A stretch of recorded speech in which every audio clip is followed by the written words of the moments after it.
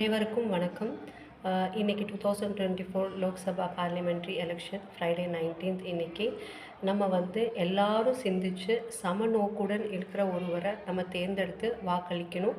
அந்த மாதிரி சமநோக்குடன் இருக்கிற ஒருவரை நம்ம தேர்ந்தெடுத்து வாக்களித்தா மட்டும்தான் நம்மளோட பாரதத்தோட வளர்ச்சியை நம்ம காண முடியும். அனல் பறக்கும் வெயிலும் நடுங்க வைக்கும் குளிரும் இயற்கையின் விகடகவி கம்பரியும் சேக்கிலாரையும் நாம் அரசியலாக்க வேண்டாம். ரைட் டு ஓட் அப்படின்னு சொல்கிற உங்களோட அற்புதமான வாக்குகளை நம்ம கரெக்டான பர்சனுக்கு நம்ம சூஸ் பண்ணி நம்ம போடணும்.